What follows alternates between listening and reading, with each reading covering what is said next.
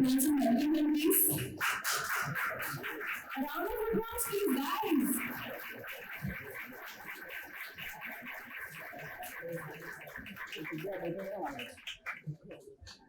Now, the most awaited guest, please join me in welcoming Jaya Kishori ji.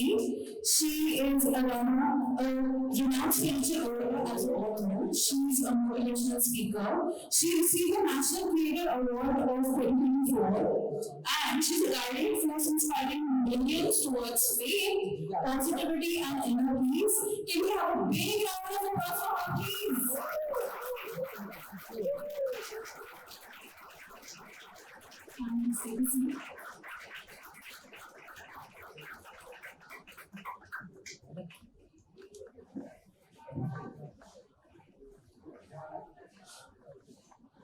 So now it's an honor to have you here this evening, and so without further ado, let's begin the conversation.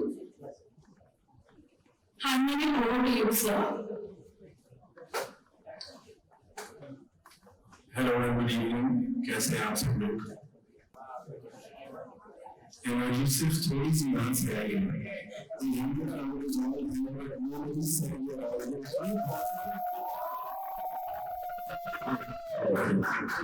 हमारी जो younger generation जिसके लिए मैं included हूँ, उसमें थोड़ी सी push की जरूरत होती है ना? ये सब everybody is doing thumbs up, सही बोल रहे हो।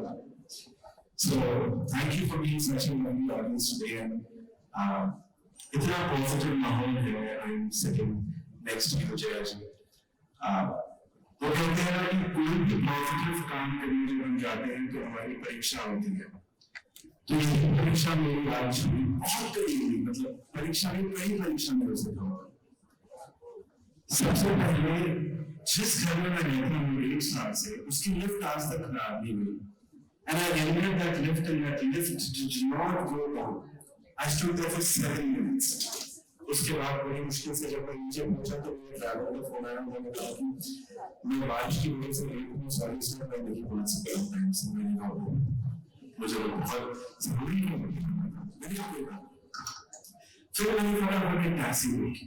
वो टैक्सी ने कैंसिल किया, दूसरी बुक की कैंसिल, तीसरी कैंसिल। फिर मेरा थोड़ा सा ये मार्केट फास्ट होने लगी। हम सब इंसान ऐसे होता है हमारे साथ, है ना? मैंने डिसाइड कि बहुत लेट हो रहा है, जया जी तो वहां पे पहुंचने वाली है, मैं नहीं पहुंचा, तो ऐसे फॉरगेट इट ऑल, आज ऑटो में चल गए। एक ऑटो रुकाया, ऑटो में बैठे, मैप्स ऑन किए तो देखो बहुत ज्यादा टाइम लग रहा है यहीं पे पहुंचने के लिए। तो इवेंट स्टार्ट हो जाएगा तब तक। मैंने कहा क्या करें? एक ही रास्ता है कि आज ट्रेन नहीं जाए। 28 साल बाद ट्रेन में चल गए और फाइनली यहाँ पे टाइम पे पहुंचे। तो जब मैं ऑटो में बैठा हुआ था तो दिल की धड़कन इतनी तेज थी और थोड़ी सी एंजाइटी महसूस हो रही थी, और उसी टाइम सबकॉन्शियस माइंड में जया जी की आवाज सुनाई दी, जिसने कहा इट्स ओके। तो मैंने कहा कि बुक पढ़नी तो मैंने स्टार्ट कर दी है, और अगर उसका मैं अमल अपने जीवन में ना कर पाऊं तो उस चीज का क्या फायदा। So I think thank you Jaya ji, आप millions of youngsters और हर किसी के लाइफ में ये बुक जो है एक बहुत पॉजिटिव चेंज लेके आएगी। बट मेरी जिंदगी में वो चेंज ऑलरेडी स्टार्ट हो चुका है। All thanks to you. Thank you so much, thank you. And I am sad but yet happy because all of this happened. और मुझे एक बहुत अच्छा पुश मिल गया इस चीज को स्टार्ट करने के लिए। आई थिंक अब और ज्यादा लोगों को जेन्युइन लगेगी ये किताब, क्योंकि सबकी लाइफ में आई थिंक रोजाना ऐसा कुछ ना कुछ होता रहता है, specially if you are in Bombay. तो I am very new in Bombay, so मुझे अब ये चीज़ रियलाइज हो रहा है कि हम 15-20 मिनट्स हर जगह लेके चलते हैं, बट यहाँ आपको कम से कम हाफ एन आवर 40 मिनट्स लेके चलना पड़ता है। और उसके बाद भी कोई अचानक से एक सिग्नल भी आके आपको 10 मिनट्स 15 मिनट्स तक खड़ा कर सकता है। So you don't even have traffic but you have signals. So I think Bombay में तो definitely you need the book, it's okay.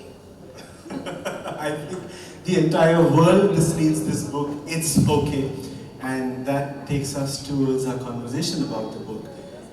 सबसे पहले जब मैंने बुक पढ़नी स्टार्ट की तो पहला ही चैप्टर, मतलब आपने वो होता है कि जो एक ऑथर होता है वो धीमे धीमे रीडर्स को प्रिपेयर करते हैं वहाँ तक ले जाने के लिए, और आपने पहले ही चैप्टर में लिख दिया it's okay to not be okay.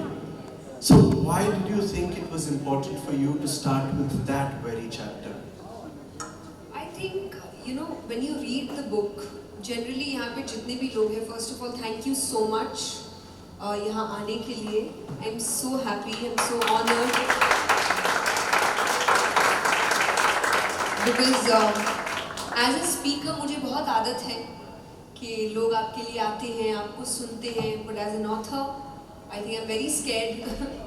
मुझे बहुत नर्वसनेस है कि पता नहीं किताब लोगों को अच्छी लगेगी नहीं लगेगी. ये सबसे पहला कदम है मेरा ऑथर बनने का, पर आपने उस कदम को बहुत सुंदर बना दिया. सो thank you so much and thank you. मुझे लगता है लॉन्च से भी पहले जब हमने सिर्फ लिंक लॉन्च करी थी तो हाँ, we were best sellers before the launch. So it is all because of you guys. Thank you so much. I feel so happy इतने प्यार के लिए. But yes, जब ये किताब कोई भी इसका जब टाइटल पढ़ता है इट्स ओके, उनको सबसे पहले लगता है कि इट्स ओके का मतलब है हर चीज़ के लिए I am trying to say it's okay. But नहीं, it's a balance of saying कि कब आपको इट्स ओके फील करना है और कब आपको ये फील करना है दैट इट्स नॉट ओके. लेकिन अगर सबसे पहली चीज़ जब हम इट्स ओके सुनते हैं तो लोग हमें यही कहते हैं कि नहीं नहीं आप लाइफ को बड़ी लाइटली ले रहे हो. तो सबसे पहला मुझे चैप्टर यही लगा कि दुनिया में ऐसा कोई इंसान नहीं है जिसकी लाइफ में कोई प्रॉब्लम्स नहीं है या उसको कोई इश्यूज नहीं हो रहे हैं या वो स्ट्रगल नहीं कर रहा है. सब अपनी अपनी जगह पर अपने अपने तरीक़ों से स्ट्रगल कर रहे हैं. जो यंग है वो अपनी यंग होने के एज से स्ट्रगल कर रहे हैं कि उन्हें काफ़ी चीज़ें पता नहीं है, वो एक्सपीरियंस्ड नहीं है. जो एक्सपीरियंस्ड है वो आने वाले चेंजेस से स्ट्रगल कर रहे हैं कि उन्होंने आज तक जो सीखा वो शायद अब उनके लिए मायने नहीं रख रहा because things have changed. Parenting change हो चुकी है, लाइफ चेंज हो चुकी है. तो सबकी लाइफ में प्रॉब्लम्स है, हैंडल करना पड़ेगा. और उससे पहले ये मानना कि प्रॉब्लम है, ये सबसे पहला वे है आपकी प्रॉब्लम को सॉल्व करने का. तो आई थिंक सबसे पहले ही लोगों को ये बता देना कि it's okay to not feel okay, to not be okay is the best thing to start the book. कि आपको एक रिलेटेबिलिटी महसूस हो पहले ही चैप्टर में. आई डोंट वांट मैं आपको एंड तक लेके जाऊँ क्योंकि जिस ज़माने में हम जी रहे हैं वो रील्स नहीं चलती जो आपको एंड में सोल्यूशन देती है. वेट ही नहीं करना चाहता इंसान, उनको है पहले 20 सेकंड में अगर कुछ नहीं बताया तो स्वाइप. मुझे वो नहीं बनना था इसलिए मैंने पहले ही इंगेज कर लिया आपको. एब्सोल्युटली, बहुत बहुत आपने सही बात बोली. और यहाँ से सारे सीनियर सिटीजन जो है जो आजकल अडेप्ट कर रहे हैं रील्स को. और इनफैक्ट मैं देखता हूँ कि जो सीनियर सिटीजन हैं कुछ साल पहले बोलते थे कि ये क्या लगे रहते हो अपने फ़ोन में, आजकल उन्हें बोलना पड़ता है कि फ़ोन साइड में रख दो. तो बहुत अच्छे तरीके से आप अडेप्ट कर रहे हैं. बट अल्टीमेटली जया जी यही कहना चाह रही है कि हर चीज़ में बैलेंस बनाना बहुत ज़्यादा ज़रूरी है. जया जी, आपने अपने बुक में मेंशन किया इमोशनल ऑनेस्टी के बारे में. एक तो हर किसी के मन में ये सवाल होता है कि हम जिसके सामने बहुत ऑनेस्ट हो जाते हैं, इमोशनली ऑनेस्ट, अपनी पूरी किताब खोल देते हैं, वो हमें बिट्रे कर देते हैं, वो हमारा यूज़ करते हैं. और दूसरी बात ये भी है कि for somebody like you who is a public figure, आप कैसे अपने लाइफ में इमोशनल ऑनेस्टी को इनकलकेट करते हो? क्योंकि आप इतने लोगों से रोज़ मिलते हो, आप सबको तो अपना ट्रू इमोशन नहीं दिखा सकते. तो सबसे पहली बात कि इमोशनल ऑनेस्टी का मतलब क्या है और उसे एक इंडिविजुअल किस तरीके से अपने लाइफ में इनकलकेट करे, और आप एज अ पब्लिक फिगर उसे अपने लाइफ में कैसे इनकलकेट करती हैं? See, for me, emotional honesty is something which is with your own self. I don't say कि आप इमोशनली ऑनेस्ट होकर पूरी दुनिया को अपना इमोशनल साइड दिखाते रहो, क्योंकि दुनिया इस लायक नहीं है. वो आपकी बातों का फ़ायदा उठाएंगे, वो आपके वल्नरेबिलिटी का फ़ायदा उठाएंगे, आपके ऑनेस्टी का फ़ायदा उठाएंगे. Don't do that. जब तक आपको विश्वास नहीं है उस इंसान पर कि वो आपकी बात, आपके इमोशन को समझ सकता है, तब तक वो साइड मत दिखाए. बट अपने आप को तो दिखाइए. आपके इमोशंस क्या है, आप क्या थॉट लेकर चल रहे हो, आप लाइफ में चाहते क्या हो, आप किस वक्त अच्छा महसूस कर रहे हो, किस वक्त नहीं कर रहे हो, ये आपको पता होना चाहिए. हम जब मेडिटेशन की बात करते हैं, actual meditation is the time you spend with yourself. knowing your own thoughts. कभी कभी जब हम ब्रीदिंग की भी बात करते हैं कि इंसान आपको ये समझा रहा है कि अपनी सांसों तक भी ध्यान दो. इमोशंस बातें तो बहुत बाद में आती है. आप अगर अपनी सांसों पर भी ध्यान दे दोगे तो ये भी एक तरीके का मेडिटेशन है. पर हम इतने बिजी हैं, इतनी भाग दौड़ में हैं कि हम दुनिया के बारे में जानते हैं पर खुद के बारे में नहीं. और ये काइंड ऑफ जो फेक पॉजिटिविटी चल रही है यार, उससे आपको दूर करता है कि जब आपको प्रॉब्लम है फिर भी हम कहें नहीं है नहीं है. अरे है भाई, आपके नहीं बोलने से ऐसा नहीं. जब चोट लगती है तो जिसको दर्द हो रहा है उसको पता है कि मुझे दर्द हो रहा है. एक छोटे बच्चे को हम कहते हैं ना, नहीं लगी नहीं लगी, चींटी मर गई नहीं लगी, ये सब बच्चों को सिखाते हैं. बट वो बच्चा आपको बोल नहीं पा रहा है पर वो रो रहा है क्योंकि उसको दर्द हो रहा है. तो कहीं ना कहीं उस वक्त ये बताने की जरूरत है कि चोट लगी है और रोना भी ठीक है. It's okay to cry, it's okay to feel the pain, but it's not okay अगर अगली बार भी फिर उसी रास्ते में आपको ठोकर लगे ना फिर गिरे. तो इसका मतलब आपने अपनी सीख से ही सीख ली है. आई थिंक मुझे लगता है ऑनेस्टी खुद के साथ होती है, खुद के बारे में जानना. और जब आप ये करते हो ना, स्पेशली आज के ज़माने में जब everything is on social media, everything is about judgement, trolling, criticising, तब जिस इंसान को खुद के बारे में पता है उसको इन ट्रोलिंग से फ़र्क नहीं पड़ता क्योंकि वो जानता है कि I know my self, I know I am doing good, I know I am honest, I know I have good intentions. तो कोई 200 किलोमीटर दूर मेरे बारे में क्या सोच रहा है, आई रियली डोंट केयर. तो I think for me that is emotional honesty. And जैसा आपने कहा पब्लिक फिगर, डेफिनेटली मैं तो अपनों में भी बहुत डर के किसी को बताती हूँ कि मेरे इमोशंस कब क्या है. दुनिया को तो बहुत दूर की बात है. तो बट आई नो कि मैं कब क्या फील कर रही हूँ और इस वजह से मैं उन्हें टैकल भी अच्छे से कर पाती हूँ. तो ये बड़ा ज़रूरी हुआ कि बच्चों को from a very young age उनकी अपब्रिंगिंग का ही पार्ट बताएं कि वो इमोशनली ऑनेस्ट हो अपने साथ.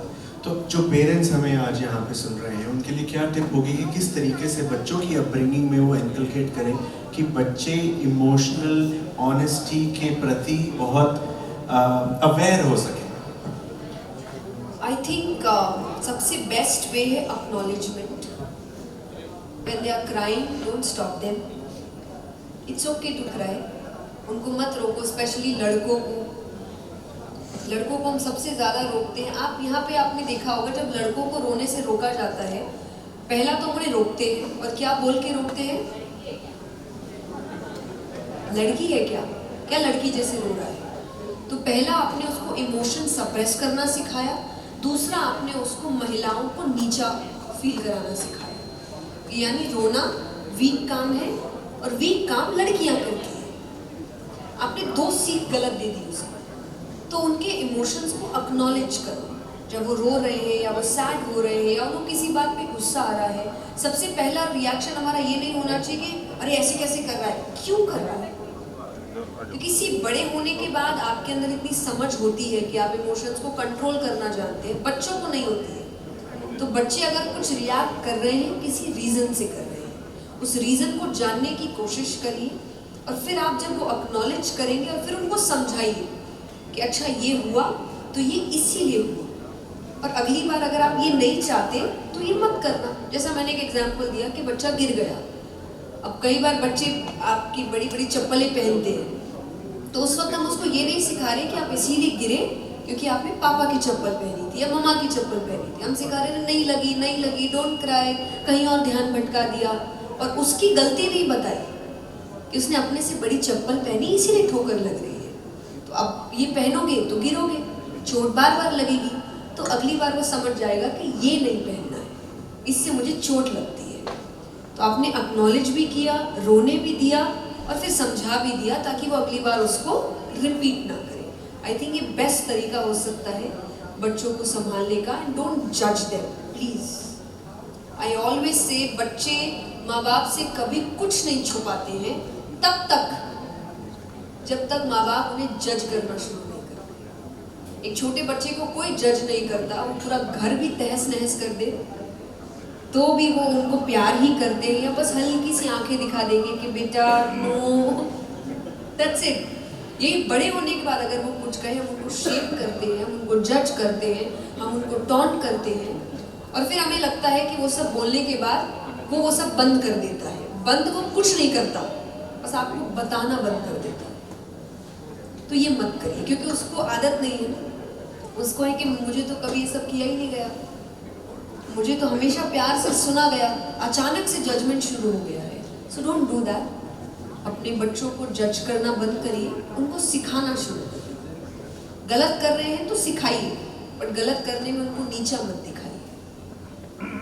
बहुत बहुत खूबसूरत बात कही आपने, और मुझे लगता है कि बहुत ज़रूरी है अगर हम बच्चों को बहुत स्टार्टिंग से अवेयर कर दें छोटी छोटी चीज़ों के बारे में कि what is wrong, what is right, emotional intelligence, emotional honesty, acceptance, acknowledgement, ये चीज़ें अगर हम उन्हें सिखा देना बहुत बचपन से, उनकी फाउंडेशन इतनी स्ट्रांग हो जाए, तो ये मेंटल हेल्थ के इश्यूज बहुत ज़्यादा कम हो जाएंगे, बहुत कम हो जाएंगे, और उनको समझ भी आएगा। फॉर एग्जाम्पल मेंटल इशू भी, ये भी एक्नॉलेज करना is a very big thing. ये मानना कि मैं वल्नरेबल हूँ, ये मानना कि मुझे इमोशनल इश्यूज है, ये भी आज हमारे बीच एक बहुत हवा बन चुका है। एंड एज पेरेंट्स, मैंने कई पेरेंट्स को देखा है कहते हुए ये सब कुछ नहीं होता, हमारे एज में तो कुछ नहीं हुआ, अरे हुआ था, आपको नाम नहीं पता था। मैंने कई पेरेंट्स को कहा है कि आप उनको देखिए, जब वो बहुत चिंता में होते हैं तो कहते हैं बड़ी बेचैनी हो रही है। सुना ये वर्ड पेरेंट्स से? पेरेंट्स को बोलिए उसको एंजाइटी बोलते हैं। अब वर्ड्स मिल गए, उस समय वर्ड्स कुछ और थे, होता पहले भी था। बेचैनी सी हो रही है, पसीने छूट रहे हैं, अरे मैं तो इतना डर गया मेरे हाथ पैर कांपने लगे, पैनिक अटैक। होता सब पहले था, अब उनको वर्ड्स मिल रहे हैं, अब उनको बताया जा रहा है अच्छा ये एक इशू है, इसको ठीक किया जा सकता है। पहले ये नहीं पता था कि ठीक किया जा सकता था। तो ये मत सोचिए कि जो बच्चों के साथ हो रहा है वो पहले नहीं होता था, पहले हम ज़्यादा स्ट्रॉन्ग थे। स्ट्रेंथ उसको बोलते हैं जो ये कहे कि हम इसको ठीक करना चाहते हैं। अब बच्चे अगर ये कहे कि मुझे एंजाइटी होती है, ये होता है, बट मैं उसको ठीक नहीं करना चाहता, ये तो होता ही है, ये वीकनेस है। पर जो कहे होता है बट मैं उसको ठीक करना चाहता हूँ, I would want to know the reason, मैं उसके बेस तक जाना, रूट कॉज क्या है, दिस इज स्ट्रेंथ। कि बोलना जो हमारा एक चैप्टर भी है, it's okay to have flaws, it's okay, पर आगे उसको ठीक करना ये आपकी जिम्मेदारी बनती है। ज़्यादा नहीं कहूँगी, I would want you guys to read the chapter, it's a beautiful chapter, तो ज़रूर पढ़िए। ये स्पेशली यंगस्टर्स के लिए है जिनकी लाइफ में दिक्कतें चल रही है, कुछ ना कुछ उन्हें लग रहा है कि वो इनसिक्योर है उन हैबिट्स को लेकर। सो ये चैप्टर आप सबके लिए है। आई थिंक अभी इतना ही कहना चाहूँगी मैं। स्टोरी टेलिंग की बात करते हैं, yes of course please. I think हर बार जब हम कुछ अच्छा सीखें तो हमें कैसे पता लगेगा यहाँ पे कि आप तक वो अच्छी बात पहुंची है, सिर्फ तालियों से पता लग सकता है। तो please feel free.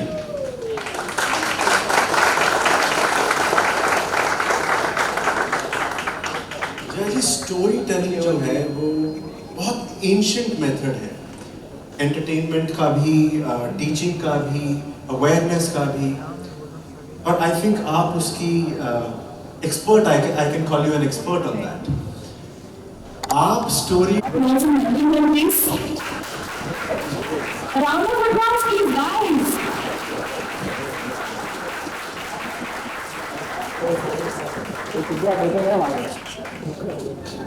Now, the most awaited guest.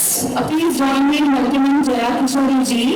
She is a renowned spiritual orator, as you all know. She is a motivational speaker. She received the National Creator Award of 2024.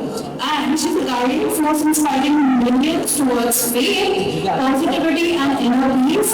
Can we have a big round of applause for her, please?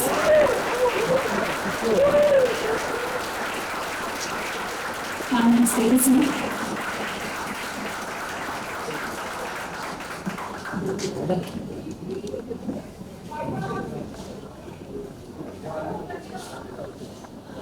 So, ma'am, it's an honor to have you here this evening, and so without further ado, let's go into the conversation.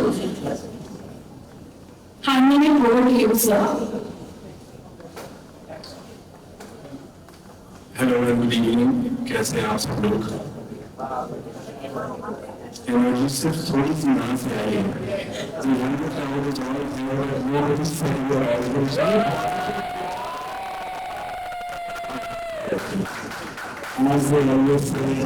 younger generation जिसके लिए मैं included हूँ, उसको थोड़ी सी push की जरूरत होती है ना?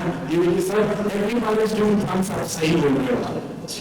So thank you for being such a lovely audience today, and इतना पॉजिटिव माहौल है। I'm sitting next to you, Jaya जी। वो कहते हैं ना कि कोई भी पॉजिटिव काम करने जब हम जाते हैं तो हमारी परीक्षा होती है। तो ये परीक्षा मेरी आज बहुत कड़ी थी, मतलब परीक्षा में कई परीक्षा कर सका हुआ। सबसे पहले जिस घर में मैं रहता हूँ 1 साल से, उसकी लिफ्ट आज तक खराब नहीं हुई। And I entered that lift and that lift did not go down. I stood there for 7 minutes. उसके बाद बड़ी मुश्किल से जब मैं नीचे पहुंचा तो मेरे ड्राइवर का फोन आया, उन्होंने कहा कि मैं बारिश की वजह से लेट हूँ, सॉरी सर मैं नहीं पहुंच सकता टाइम से। मैंने कहा मुझे बहुत जरूरी है, मैंने कहा कोई बात। फिर मैंने पता मैंने टैक्सी रोकी, वो टैक्सी में कैंसिल किया, दूसरी रोकी कैंसिल, तीसरी कैंसिल।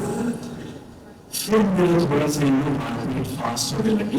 हमारे साथ इंसान ऐसे होता है, हमारे साथ है ना। की बहुत लेट हो रहा है, जया जी वहां पे पहुंचने वाली है, मैं नहीं पहुंचा, तो और आज ऑटो में चलते हैं। एक ऑटो रुकाया, ऑटो में बैठे, मैप्स ऑन किए तो देखा बहुत सारा टाइम लग रहा है यहाँ पर पहुंचने के लिए, तो इवेंट स्टार्ट होने लगा था।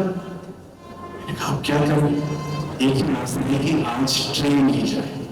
28 साल बाद ट्रेन में चल गए और फाइनली वहां पे टाइम पे पहुंचे। तो जब मैं ऑटो में बैठा हुआ था तो उनकी धड़कन इतनी तेज थी और थोड़ी सी एंजाइटी महसूस हो रही थी, और उसी टाइम सबकॉन्शियस माइंड में जया जी की आवाज सुनाई दी जिसने कहा इट्स ओके। तो मैंने कहा कि बुक पढ़नी तो मैंने स्टार्ट कर दी है, और अगर इसका मैं अमल अपने जीवन में ना कर पाऊं तो उस चीज का क्या फायदा है।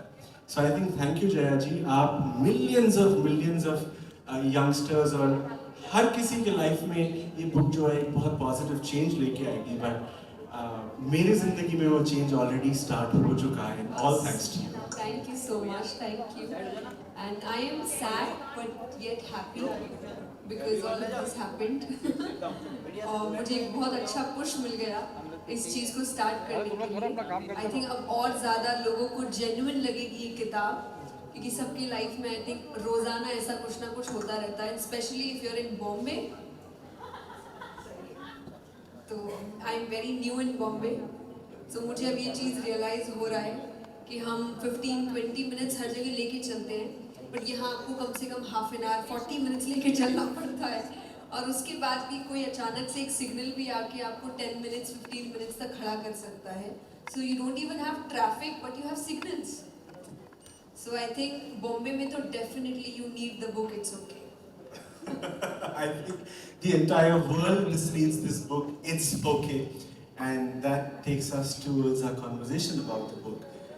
सबसे पहले जब मैंने बुक्स पढ़नी स्टार्ट की तो पहला ही चैप्टर, मतलब आपने वो होता है कि जो एक ऑथर होता है वो धीमे धीमे रीडर्स को प्रिपेयर करते हैं वहां तक ले जाने के लिए, और आपने पहले ही चैप्टर में लिख दिया it's okay to not be okay. So why did you think it was important for you to start with that very chapter? I think you know when you read the book, generally यहाँ पे जितने भी लोग हैं, first of all thank you so much यहाँ आने के लिए। I am so happy, I am so honoured, because as a speaker मुझे बहुत आदत है कि लोग आपके लिए आते हैं, आपको सुनते हैं, but as an author I think I am very scared. मुझे बहुत नर्वसनेस है कि पता नहीं किताब लोगों को अच्छी लगेगी नहीं लगेगी। ये सबसे पहला कदम है मेरा ऑथर बनने का, पर आपने उस कदम को बहुत सुंदर बना दिया। सो thank you so much, and thank you. मुझे लगता है लॉन्च से भी पहले जब हमने सिर्फ लिंक लॉन्च करी थी तो हाँ, we were best sellers before the launch. So it is all because of you guys, thank you so much. I feel so happy इतने प्यार के लिए। बट यस, जब ये किताब कोई भी इसका जब टाइटल पढ़ता है इट्स ओके, उनको सबसे पहले लगता है कि इट्स ओके का मतलब है हर चीज़ के लिए I am trying to say it's okay, but नहीं, it's a balance of saying कि कब आपको इट्स ओके फील करना है और कब आपको ये फील करना है दैट इट्स नॉट ओके। लेकिन अगर सबसे पहली चीज़ जब हम इट्स ओके सुनते हैं तो लोग हमें यही कहते हैं कि नहीं नहीं आप लाइफ को बड़ी लाइटली ले रहे हो।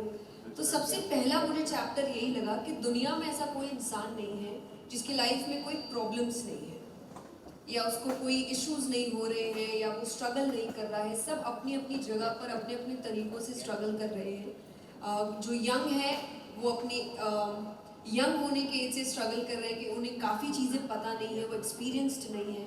जो एक्सपीरियंस्ड है वो आने वाले चेंजेस से स्ट्रगल कर रहे हैं कि उन्होंने आज तक जो सीखा वो शायद अब उनके लिए मायने नहीं रख रहा बिकॉज थिंग्स हैव चेंज्ड।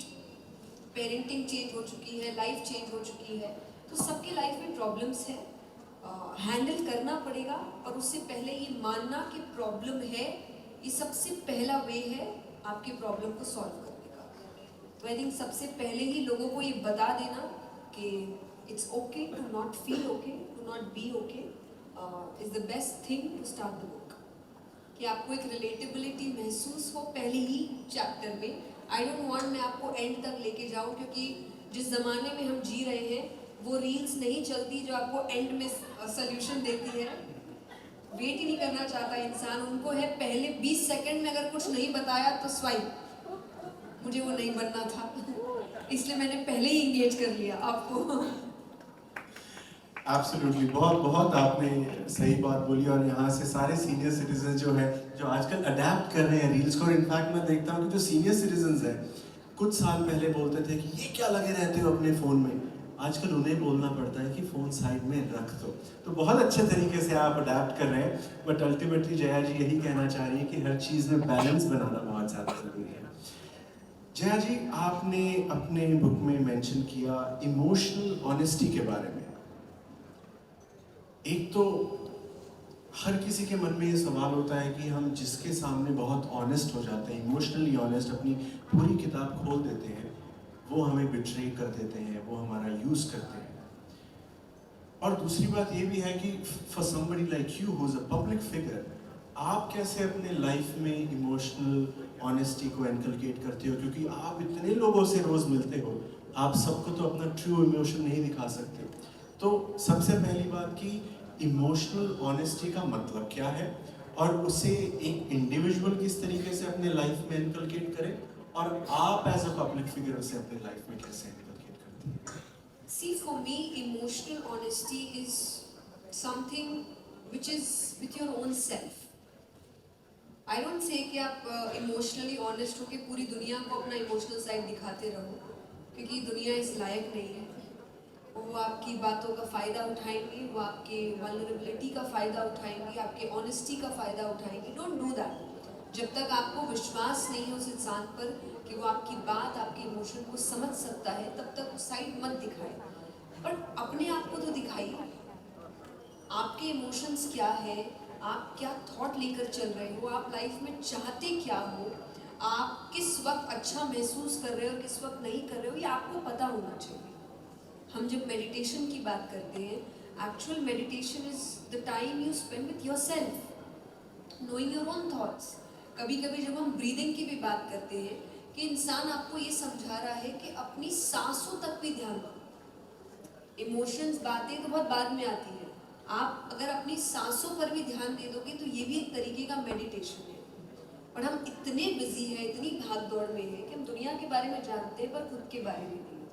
और ये काइंड ऑफ जो फेक पॉजिटिविटी चल रही है यार, उससे आपको दूर करता है कि जब आपको प्रॉब्लम है फिर भी हम कहें नहीं है नहीं है।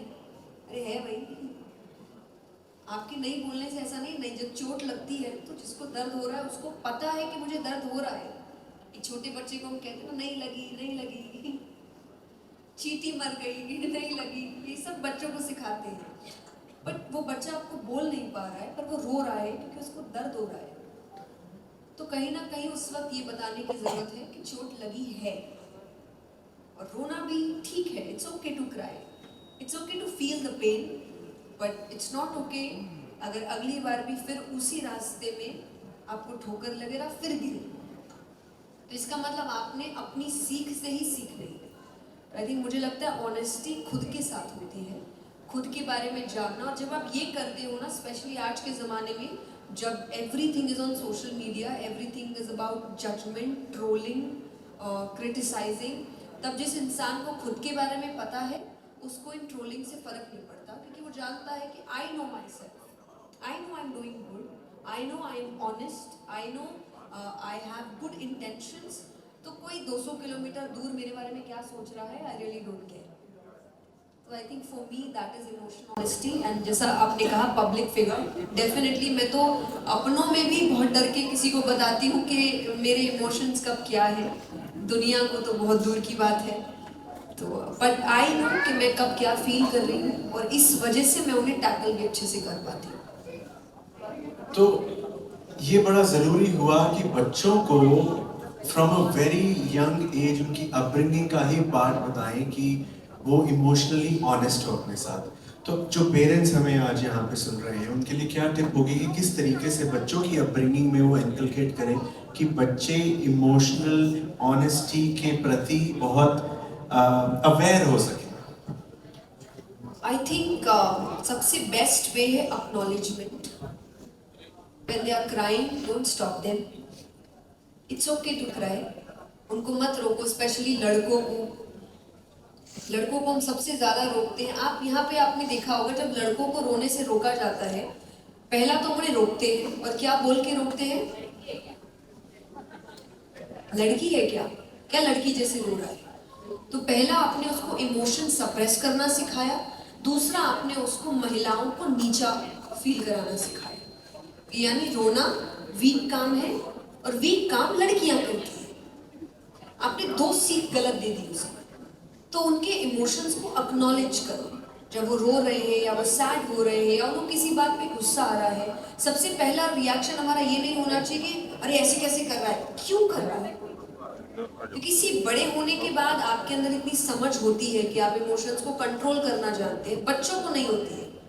तो बच्चे अगर कुछ रिएक्ट कर रहे हैं, किसी रीजन से कर रहे हैं, उस रीजन को जानने की कोशिश करिए, और फिर आप जब वो अक्नॉलेज करेंगे और फिर उनको समझाइए कि अच्छा ये हुआ तो ये इसीलिए हुआ, और अगली बार अगर आप ये नहीं चाहते तो ये मत करना। जैसा मैंने एक एग्जांपल दिया कि बच्चा गिर गया।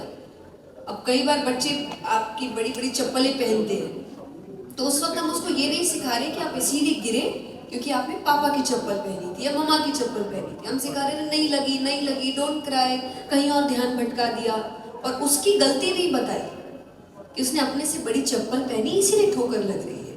तो अब ये पहनोगे तो गिरोगे, चोट बार बार लगेगी, तो अगली बार वो समझ जाएगा कि ये नहीं पहनना है, इससे मुझे चोट लगती है। तो आपने अक्नॉलेज भी किया, रोने भी दिया, और फिर समझा भी दिया ताकि वो अगली बार उसको रिपीट ना करे।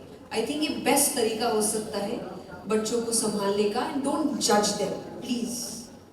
आई ऑलवेज से बच्चे माँ बाप से कभी कुछ नहीं छुपाते हैं तब तक जब तक माँ बाप उन्हें जज करना शुरू नहीं करते। एक छोटे बच्चे को कोई जज नहीं करता, वो पूरा घर भी तहस नहस कर दे तो भी वो उनको प्यार ही करते हैं, या बस हल्की सी आंखें दिखा देंगे कि बेटा नो, दैट्स इट। ये बड़े होने के बाद अगर वो कुछ कहे, हम उनको शेम करते हैं, हम उनको जज करते हैं, हम उनको टॉन्ट करते हैं, और फिर हमें लगता है कि वो सब बोलने के बाद वो सब बंद कर देता है। बंद वो कुछ नहीं करता, बस आपको बताना बंद कर देता है। तो ये मत करिए, क्योंकि उसको आदत नहीं है ना, उसको है कि मुझे तो कभी ये सब किया ही नहीं गया, मुझे तो हमेशा प्यार से सुना गया, अचानक से जजमेंट शुरू हो गया है। So don't do that. अपने बच्चों को जज करना बंद करिए, उनको सिखाना शुरू करिए। गलत कर रहे हैं तो सिखाइए, पर गलत करने में उनको नीचा मत दिखाइए।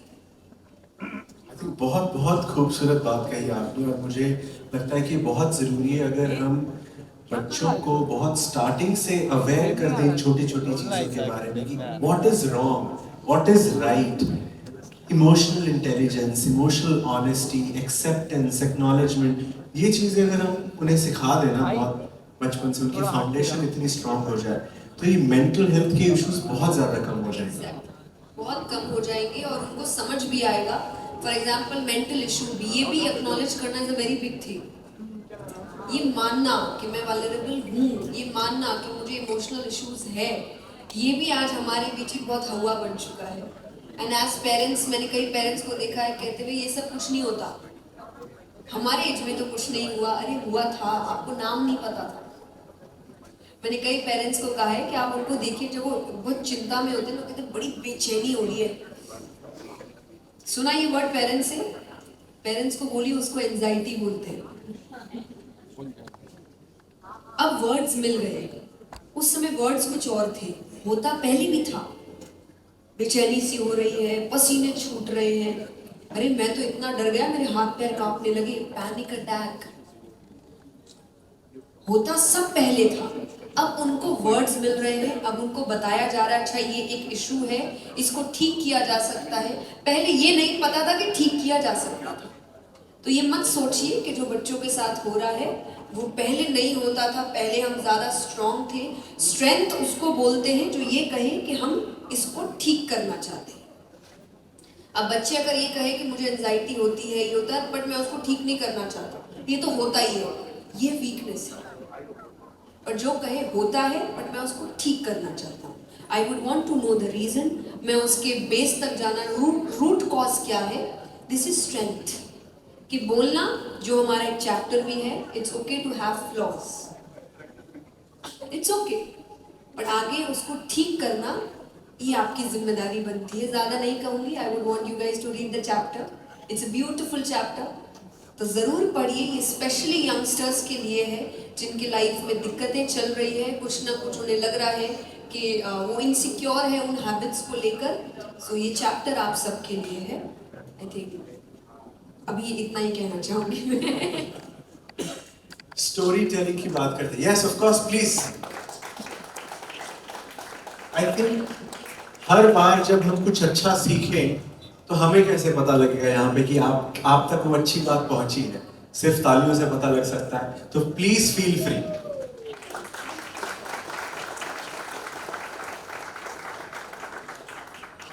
जया जी, स्टोरी टेलिंग जो है वो बहुत एंशिएंट मेथड है, एंटरटेनमेंट का भी, टीचिंग का भी, अवेयरनेस का भी, और आई थिंक आप उसकी expert, I can call you an expert on that. आप तुम्हें स्टोरी टेलिंग का जरिया चुनो because people who are listening to it can adapt better. तो आपके स्पिरिचुअल प्रैक्टिसेस में, आपकी स्पिरिचुअल टीचिंग्स में स्टोरी टेलिंग का क्या महत्व है? I think it's all about storytelling. I am a storyteller. मेरा काम ही ये है। पहले हम कथाएं क्या है, हम पहले कथा, आपको एक तरीके से कथा सुना रहे हैं, फिर हम प्रवचन देते हैं, पर पहले आपको एक कथा सुनाते हैं, एक स्टोरी सुनाते हैं। तो मुझे लगता है मेरे जीवन की शुरुआत ही स्टोरी टेलिंग से हुई थी, not in terms of work, in terms of lessons too. मुझे भी मेरे माता पिता ने, दादा दादी, नाना नानी, सब ने कहानियाँ ही सुनाई थी।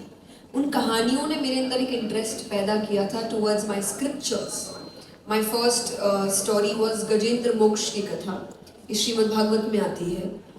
और तो इस कथा ने मुझे बहुत क्यूरियस किया था कि मुझे भगवान के बारे में जानना है, और ये सब क्या होता है, कृष्ण कौन है, राम कौन है। और ये इंटरेस्ट ने मुझे फिर भगवान के प्रति और ज़्यादा इंक्लाइन किया था। तो मुझे लगता है स्टोरी सबसे बेस्ट तरीका होती है आपके अंदर एक विजडम को लेकर इंटरेस्ट जगाने का। सीधा प्रवचन किसी को पसंद नहीं आता, और या फिर आएगा भी तो वो फिर बहुत ज्ञानी होते हैं। उतने ज्ञानी हम सब नहीं है, मैं तो कहूँ मैं भी नहीं। मुझे इंटरेस्ट ही कहानियों से आता है। अगर कोई किताब मैं पढ़ रही हूँ और उसमें कोई कहानी आ जाए तो मुझे वो बात ज़्यादा समझ आती है। सो मैं जब भी कुछ कहती हूँ या अब अगर कहूँ लिखती हूँ, आई ऑलवेज मेक श्योर कि उसमें कोई कहानी ज़रूर है। और इस किताब में भी आपको बहुत कहानियाँ मिलेगी, ऐसी ऐसी कहानियाँ जो मैंने कहीं पढ़ी, कहीं सुनी, कभी मेरे पेरेंट्स ने मुझे वो कहानी बताई किसी बात को समझाने के लिए, और कभी अपने पर्सनल ज़िंदगी की कहानी भी मैंने इसमें बताई है, जिससे मुझे अगेन सीख मिली। तो मुझे लगता है कहानियाँ मेरी ज़िंदगी को बेहतर बनाने में बहुत बड़ा रोल प्ले करती है, एंड आई वुड वांट वो आप सबकी ज़िंदगी को भी बेहतर बनाने में एक अच्छा रोल प्ले करे। Thank you. I think I'm famous for that, no? I've always been like that. जो बोलते आए उसके हटके ही काम किए हैं मैंने, और कभी कभी फंस भी जाती हूँ उन चीज़ों के लिए मैं, but it's okay. Absolutely. But yes, see what I feel, छोटी छोटी बातें ही आपकी जिंदगी की बड़ी बातों को बेहतर बनाती है, जिसे हम कहते हैं बूंद बूंद से घड़ा भरता है। आपके जीवन की जो बूंदें हैं, छोटी छोटी बातें हैं, छोटे छोटे सिचुएशंस है, वो लाइफ के जो बड़े सिचुएशंस को कैसे सामना करना है उसमें हेल्प करते हैं। अगर आप छोटी बातों को इग्नोर कर देंगे तो जब बड़ी बातें आएंगी आप उनका सामना नहीं कर पाएंगे। मैं ये रिलेशनशिप्स में भी बोलती हूँ, बाद में जाके नहीं कहना अरे पहले से मुझे रेड फ्लैग नहीं दिखा, क्यों नहीं दिखा। स्टार्टिंग की छोटी छोटी हरकतें आपको बताती है कि ये गलत है, ये गलत है, यहाँ पे आवाज़ उठानी चाहिए, यहाँ पे बोलना चाहिए। ये एंड में पता चलता है जब आपके जीवन का इतना बड़ा हादसा हो जाता है, आपके जीवन को स्कार कर देता है वो रिलेशनशिप, और तब जाके आप बोलते हैं मैंने पहले क्यों नहीं समझा। तो ये बहुत बड़ा एग्जाम्पल है कि छोटी छोटी चीज़ों पे ध्यान देना ज़रूरी है। तो चाहे फैमिली हो, again Mahabharata is a very good example for that.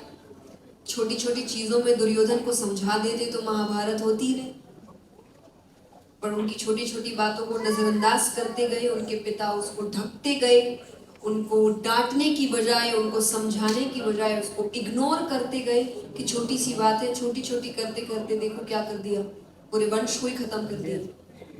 तो आई फील कि छोटी बातों को इग्नोर नहीं करना चाहिए। आई वुड ऑलवेज से कि छोटी बातों पे कई बार हम सीन क्रिएट करने में डरते हैं। Don't create a scene but at least talk about it. I don't want to fight, I don't want to create a scene, but I think this is something we should have a conversation about, क्योंकि ये अगर अभी छोड़ दिया ना आगे जाके ये हमें ही बर्बाद कर देगा। This is what I feel. So basically, yes. Sorry, अभी आपने स्टार्टिंग में तालियां बजाई नहीं, अब मुझे आदत हो गई तो तालियां आप बजाओगे ही नहीं। तो अब मुझे अपना भ्रम तोड़ने में थोड़ा सा समय लगता है, मैं आपको स्पेस दूंगा उसके लिए, ठीक है? So इसका मतलब है let it out of your system, do not keep it in your system. Is that what it is? Yes, but you should know how to let it out.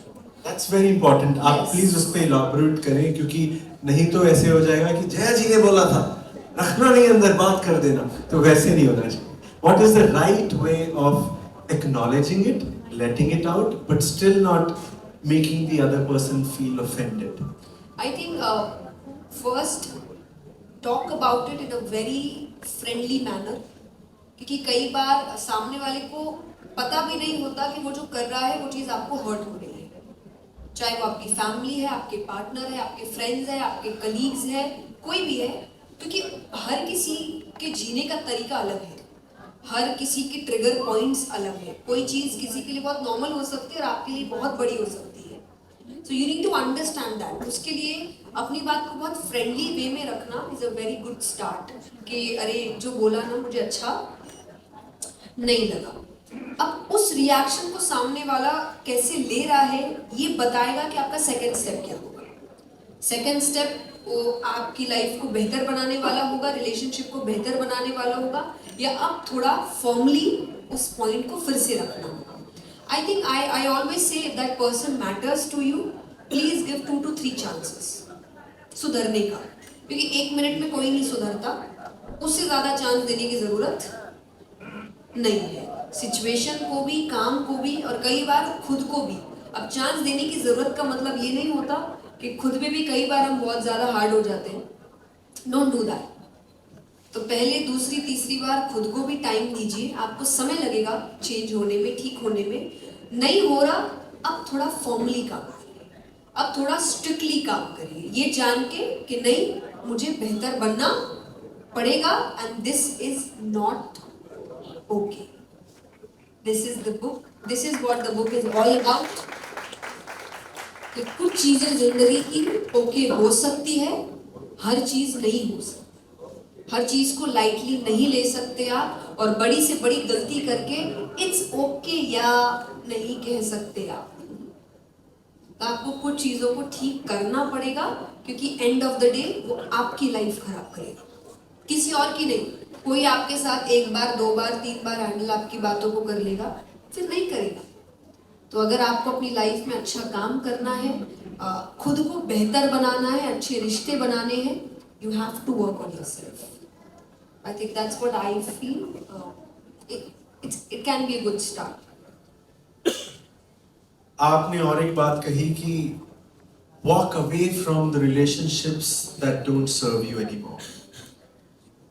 कहना ये बात काफी आसान है, बट इसे अप्लाई करना अपनी जिंदगी में उतना ही डिफिकल्ट भी है। तो वो लोग जो इसे अप्लाई करना चाहते हैं, उनके लिए फर्स्ट स्टेप क्या होना चाहिए? उनका माइंडसेट किस तरीके से प्रिपेयर होना चाहिए? Read the chapter. First step. देखिए, पूरा ये इवेंट प्रमोशन का है, तो मैं एक मौका नहीं छोड़ना चाहती अपना प्रमोशन नहीं करने का, you know. Read the chapter, it's a very beautiful chapter. और बहुत सी ऐसी बातें हैं जो अगेन आई वुड से लोग कहते हैं कि ये नहीं होना चाहिए, और मैंने कहा ये होना चाहिए। पर आप जब पूरा पढ़ेंगे तो आपको समझ आएगा कि मैं किस इंटेंशन से ये बात कह रही हूँ। क्योंकि see what I feel, this is my personal opinion, you can have your different opinions on this, but I feel जब आप किसी रिलेशनशिप में जाते हैं, the relationship is actually meant to make you happy, feel happy. क्योंकि आज जब हम इतनी भागदौड़ में हैं, हम चाहते हैं कोई एक इंसान ऐसा होगा जिसके पास जाके we feel we are home. You know, home is not about those bricks and bungalows and flats and everything. It's about that person. वो आपके लिए आपके पेरेंट्स हो सकते हैं, आपका हस्बैंड, आप वाइफ, कई बार वो नहीं तो आपके दोस्त, आपके सिबलिंग, पर जो भी, लेकिन वो आपका घर होना चाहिए, जिसके लिए आपको फील करे कि आप घर आ गए। वो ऐसा रिश्ता नहीं होना चाहिए जहाँ घर आने से पहले टेंशन हो कि घर जाना है, अब वहाँ अलग कहानी शुरू। अगर ये आपको फील हो रहा है तो मुझे लगता है ये घर नहीं है, और घर चेंज करने का टाइम आ गया। क्योंकि मैं नहीं इस चीज में मानती कि हम ये सोच रखें कि डेथ बेड पे ये बोल सके कि अरे हमने रिश्ता जिंदा रखा, प्यार मर गया था पर रिश्ता जिंदा था, और समाज को ये कहने के लिए रिश्ता एंड तक जिंदा रखा। आई थिंक एक ही जिंदगी है, प्यार से जीनी है, उनके साथ बिताइए जो आपसे प्यार करते हैं, जिनके साथ आप प्यार महसूस करते हैं, और बाहर की भागदौड़ से वापस आके घर महसूस करते हैं। तो आई थिंक ये चैप्टर उसी के लिए था। If you don't feel that, don't be in that space, be alone, I would say. Don't keep hopping. घर ढूंढने से पहले हम बहुत समय लगाते हैं ना, यस और नो? कितने घर, बॉम्बे में तो कितने घर देखते हैं हम, बहुत घर देखते हैं, तब जाके एक घर पसंद आता है, पर हर घर में रहते नहीं है ना, यस और नो? दूर से देखते हैं बस। तो आप देखो चलेगा, पर हर घर में हॉप करते रहोगे तो फिर किसी घर में नहीं रह पाओगे। बाकी हमारी ऑडियंस बहुत समझदार है, सब समझ गए, सबके रिएक्शंस और एक्सप्रेशन से मैंने गेज कर लिया। तो बस समझदार को इशारा काफी है, बस इतना समझिए। आपने और एक बात कही, to be kinder to yourself, it's very very important. आपको क्यों लगता है दैट इज सो इम्पोर्टेंट कि आपको एक चैप्टर डालना पड़ा उसके बारे में? Because we are not, हम अपने लिए कुछ सोच नहीं रहे। हमें क्योंकि स्टार्ट से ये सिखाया गया है कि दूसरों को खुश रखो, दूसरों के बारे में सोचो, दूसरों को सर्व करो, दूसरों को प्यार करो, बी अ गिवर। पर आप किसी को कुछ भी तभी दे पाएंगे जब वो चीज आपके पास होगी, यस और नो? अगर मुझे फाइनेंशियली आपकी हेल्प करनी है तो उसके लिए सबसे पहली चीज मेरे पास क्या होना चाहिए? पैसा। फाइनेंशियली हेल्प करनी है तो मेरे पास क्या होना चाहिए? पैसा। अगर मेरे बैंक में 1 रुपया भी नहीं है और मैं जाकर कहूँ अरे 2 लाख चाहिए, अभी देता हूँ, पॉसिबल? तो अगर किसी को प्यार देना है तो उसके लिए पहले मेरे पास क्या होना चाहिए? प्यार होना तो चाहिए। तो जब खुद की बैटरी चार्ज होगी तभी तो दूसरों को चार्ज कर पाएंगे। हम ही यहाँ पर उसमें लो बैटरी पे चल रहे हैं और फिर कह रहे हैं चलिए दुनिया को बदलते हैं। अरे थोड़ी देर में फोन बंद हो जाएगा। और इसीलिए शायद हम इरिटेट हो जाते हैं, क्योंकि हम अंदर से खुश नहीं होते। और मैं ये मैक्सिमम महिलाओं से कहती हूँ, क्योंकि सबसे ज्यादा मुझे लगता है ये बैगेज महिलाओं के कंधों पे दिया गया है। Be a giver. जितने सैक्रिफाइसेस महिला करे उतनी महान। पर end of the day maximum बच्चे ज्यादा प्यार अपने पापाओं से करते हैं, और मम्मी उनको लगती है कि दिन भर इरिटेट करती है। बट वो कैसे ना करे जो सारे सपने छोड़ के बैठी है। उसने मन का कुछ नहीं किया। और इसीलिए कई बार आप देखिए कि आप गलती कुछ और करते हैं, पर हर गलती घूम फिर के इसी टॉन्ट में आती है कि मैंने सब कुछ किया तुम्हारे लिए, सपने छोड़ दिए, जीवन छोड़ दिया, तुम्हारे लिए तो जी रहे हैं हम। अभी किसी को समझ नहीं आता एक्चुअली वो बच्चों को टॉन्ट नहीं कर रहे हैं, ये उनके अंदर का दुख बाहर आ रहा है कि हमने सब छोड़ दिया, हमारे सपने छोड़ दिए, हमारी खुशियां छोड़ दी, हमारे पसंद छोड़ दिए। ये मन में आता है, ये लाइफ टाइम रहता है उनके मन में। तो ऐसा इंसान कैसे खुश रह सकता है? और वो खुश नहीं है तो आसपास वालों को खुश कैसे रख सकता है? इसलिए वो चिड़चिड़ करता रहता है।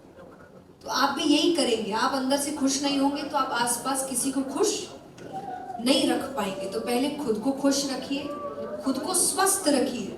आप स्वस्थ नहीं है, आप किसी और को कैसे बोलेंगे कि स्वस्थ रहो? वो कहेगा पहले खुद रहो। सॉरी,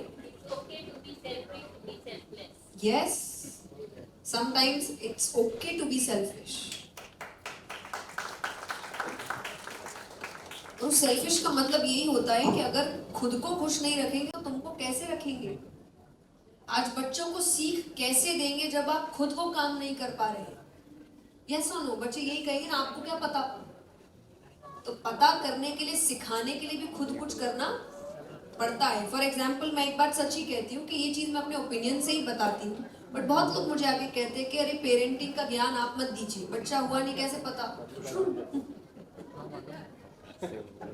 इसीलिए मैं ओपिनियन कहती हूँ, एक्सपीरियंस नहीं कहती कि ये मेरा ओपिनियन है। बट मैं एक चीज और कहती हूँ, बच्चा नहीं हुआ पर बच्ची तो हूँ। मैं अपने माँ बाप के साथ मेरा जो बॉन्ड रहा है, जो इश्यूज रहे, जो अच्छाई रही, जो बुराई रही, उससे सीख के अपना ओपिनियन बना रही। बट डेफिनेटली कि मैंने वो चीज़ अभी तक एक्सपीरियंस नहीं की, वो एक्सपीरियंस करने के बाद maybe I will have more things to say. But again I would say कि कभी कभी दूसरों को अच्छा करने के लिए भी सेल्फिश बनना पड़ता है कि अगर आप मुझसे अच्छाई चाहते हैं तो मुझे अच्छा बनने का समय आपको देना पड़ेगा। So it's okay to be selfish sometimes.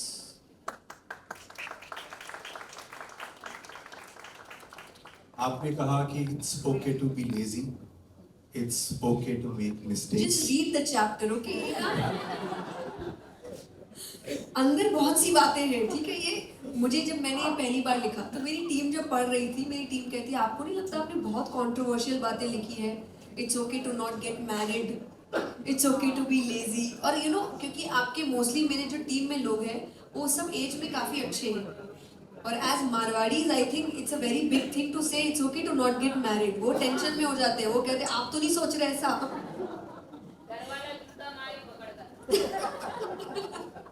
Exactly. तो बट रीड द चैप्टर। मुझे लगता है कि वो चैप्टर जब आप सुनते हैं या सिर्फ फर्स्ट लाइन रीड करते हैं, आपको लगता है अच्छा ये इस बारे में है, बट पढ़ते पढ़ते वो बिल्कुल ऑपोजिट बारे में होता है। तो ये मैंने बड़े कोशिश की है मैंने कि इस सुंदरता से लिखूं कि पहले लोगों को लगे कि अरे बड़ा मसाला मिलने वाला है, अंदर फुल ऑन प्रवचन मिलता है। बट यस, अगेन, हाँ, so it's okay to be lazy, yes it's okay to be lazy, but what's not okay ये पढ़ के आपको पता चलेगा। आई हैव केप्ट 2 लाइन्स हर चैप्टर में, what's okay and what's not okay, एक ही इमोशन में। तो हमने अलग अलग इमोशंस लिए, पर हर इमोशन में आपको समझना होगा what's okay and what's not okay. My last question to you would be, सारी दुनिया आपको जानती है एज अ स्पीकर, और क्यों आपने डिसाइड किया कि अब आपको कुछ लिखने की भी जरूरत है? क्योंकि आपकी स्पीकिंग के through you are connecting with millions of people across the world. So what was that one thing that sparked within you and you thought कि नहीं मुझे लिखना चाहिए, मुझे मेरी लिखाई के रास्ते में और कुछ लोगों के साथ कनेक्ट करना चाहते हैं? आई थिंक जो आपने क्वेश्चन में ही मेरा आंसर दे दिया, और कुछ लोगों के साथ कनेक्ट करना चाहती हूँ। मुझे इस चीज़ का I don't know why I have this thing in me कि I want to try a lot of things जो मेरे गोल से कनेक्टेड है। So my goal is to make people understand what is good for them and what is not good for them. I want to share things जो उनकी life को और comfortable बना सकता है with my own experiences. I always say this is my opinion, my experience. I am just sharing it with you. अच्छा लगे बहुत अच्छी बात, नहीं लगे तो इग्नोर इट। मैं कोई यहाँ पे आपको प्रेशराइज करने नहीं आया यही करना पड़ेगा यही सही है, नहीं। किसी को नहीं पता क्या सही है क्या गलत है। जो 10 साल पहले सही था आज गलत हो चुका है, और जो 10 साल पहले गलत था आज सही हो चुका है। तो टाइम बहुत चेंज हो रहा है, सोसाइटी चेंज हो रही है, लोगों का दिमाग चेंज हो रहा है। तो कोई भी रूल ऐसा नहीं हो सकता जो है कि ये तो होना ही चाहिए, ये नहीं होता है। But you can share your experiences, वो किसी का हेल्प कर सकता है। तो यस, इस वजह से मुझे लगता है कि लेखनी एक ऐसा साइड था जो मैंने एक्सप्लोर नहीं किया था, और मेरा मन करता था because I am a reader. मुझे पढ़ना पसंद है, पढ़ना मेरी मजबूरी भी है क्योंकि मेरा काम ऐसा है कि मुझे पढ़ना पड़ता है। मैं पहले ऐसी नहीं थी, पहले मुझे किताबें पढ़ना बिल्कुल पसंद नहीं था, बिल्कुल भी नहीं। I used to hate it. मुझे आप पिक्चर चला दो मैं देख लूंगी, स्क्रिप्चर्स में भी। I used to watch movies, सारी स्पिरिचुअल मूवीज, रिलीजियस मूवीज मैंने देखी। मुझे पढ़ना नहीं पसंद था। मैंने पढ़ना शुरू किया था मजबूरी में। मेरा काम है, मुझे शास्त्र पढ़ने पड़ेंगे, जानना पड़ेगा। वो मजबूरी ने मुझे पढ़ने से प्यार करवा दिया। अब मुझे किताबें पढ़ना बहुत पसंद है। मेरे पास बहुत सी किताबें हैं, और फिर भी अगर आप मुझे कभी भी बुक स्टोर में ले आओ, मैं 10 बार और खरीद लेती हूँ। और फिर मेरे पेरेंट्स पीछे से कह रहे होते घर पे जो पढ़ी है वो तो पढ़ लो पहले। पर मुझसे रुका नहीं जाता। मुझे ऐसा लगता है कि नहीं, मुझे ये भी पढ़ना है, ये भी पढ़ना है, ये भी बहुत अच्छा टाइटल है, ये मेरे बहुत काम आ सकता है। So I love reading now. जब आप किसी चीज से प्यार करते हो तो मुझे लगता है आपको कभी कभी ये भी मन करता है कि मुझे भी ये करना है। सो आई थिंक ये एक चीज मेरे अंदर थी। एंड थर्ड आई वुड से, आपकी बातें, आपके वीडियोस गायब हो सकते हैं। आप जब तक हो शायद लोग तभी तक आपको देखें, पर आप जब कुछ लिख के जाते हो वो जीवन भर रहती है, और आपके नहीं सबके जीवन। तो मुझे ये करने का मन था कि मैं कुछ ऐसी बातें लिखूं जो मेरे मन में है, और वो तब भी रहे जब मैं नहीं हूं। मैं नहीं हूं, मुझे शायद कोई जानता नहीं है। आगे 2-3-4 जनरेशन के बाद भी शायद वो क्रॉसवर्ड आए और उनको एक किताब रखी मिले, इट्स ओके, और उनको पता चले कि अरे नहीं, वो तो इस साल में जा चुकी है, पर किताब अभी तक चल रही है। So I think may be ये 2-3 रीजन थे जिसकी वजह से I wanted to write. And I want I thought of writing 6-7 years पहले, अब जाके बात सच हुई है। How old were you 6-7 years पहले? अब तब से सोच रहे हो लिखने का? नाइस। 6-7 ईयर, मैं 6-7 साल की थी तब नहीं। No, I because 6-7 साल पहले भी you were very nice way of knowing my age. you were probably a teenager 6-7 साल पहले. Of course. That is so sweet. फिर भी मैं एज नहीं बता। जो अग्री करते हाथ खड़ा करें. जो अग्री करते, खाली आप अग्री कर. Excuse me. A lot of them agree. अच्छा। See. So what do you think? What's my age? 29, 30, 25 पे चलते हैं, वही रुक जाते हो क्या? Very nice. 30 Good. अब 18 हुए ना, अब 7 साल पहले. हाँ, जब तो अडल्ट हुआ ना। 18 no, still 18. ये सबको पता है, आजकल इंटरनेट में सब आता है एज क्या है। जबरदस्ती आप बटन लगा रहे हैं ना मुझे। फ्री किताब किसी को नहीं मिलेगी। आपने कहा you love to try new things. आज एक नई चीज ट्राई करते हैं. आपकी पहली बुक है, उसका कवर अनवील करते हैं. Everybody ready? Please.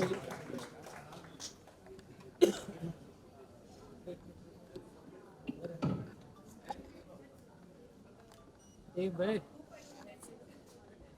इधर बैठ जा।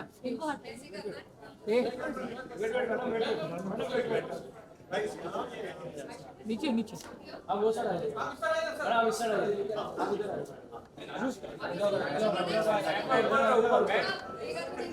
शिवा शिवा मैडम उधर जाइए आप उधर जाइए ये परफेक्ट बस 3 2 1 एक्शन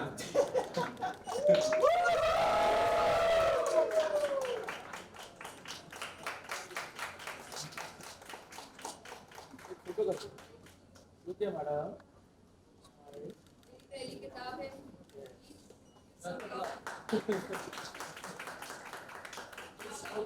तय करेगा कि अगली किताब कितनी जल्दी आएगी। वैसे on the count of 3 Jaya ji को हम दिखा दें कि हमें कितनी पावर है। On the count of 3 everybody says it's okay with thumbs up, alright? Ready? It's very okay 1 2 3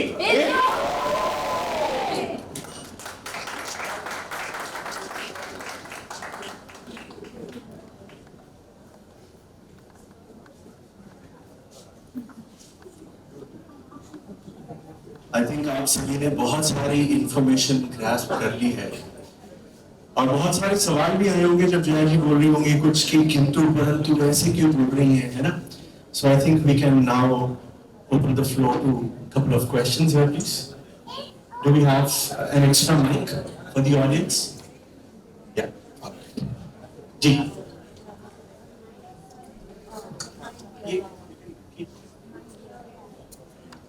आपको कांग्रेचुलेशन करती कि आपने इतनी अच्छी बुक निकाली है और Thank you. आज के जमाने में आध्यात्म की तरफ जाना बहुत जरूरी हो गया है क्योंकि आज जो एटमॉस्फेयर छोटे बड़े बूढ़े जो भी है सबको कुछ न कुछ प्रॉब्लम होता ही है लाइफ में। तो जब हम थोड़ा टाइम पढ़ते हैं तो अच्छा लगता है, लेकिन जब आपने ये बुक निकाली है तो ये हम कंटिन्यूस रीड कर सकेंगे। तो आपको ये कौन सी एज से आपके अंदर ये आध्यात्मिक की आपके अंदर ये रंग लगा आध्यात्मिक का? ये मुझे बचपन से ही लग गया था। मैं 5-6 साल की थी तभी से, और मैं नहीं कहूँगी कि ये मुझे एक रियलाइजेशन के तौर पे लगा। ये मेरे घर में रूटीन था, लाइफस्टाइल था मेरा।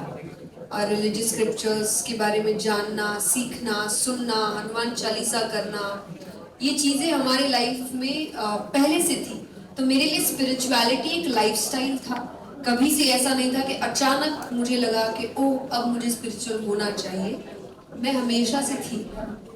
मुझे बाद में पता चला कि अच्छा लोगों को स्पिरिचुअल होना पड़ता है। हमें लगा सभी ऐसे होते होंगे, सबके घर में यही माहौल होता होगा, पर ऐसा नहीं था। So yes, so I think मैं बचपन से ही स्पिरिचुअल की राह पर चल चुकी थी। जया जी, हमने बहुत सुना है कि स्पिरिचुअल बहुत से लोग होते हैं, अगर तुम क्या बोलते हैं भगवान से जुड़े हुए हो तो पैसे नहीं, मतलब इसके पीछे नहीं भागना चाहिए। नहीं, फिर मुझे दे देना चाहिए।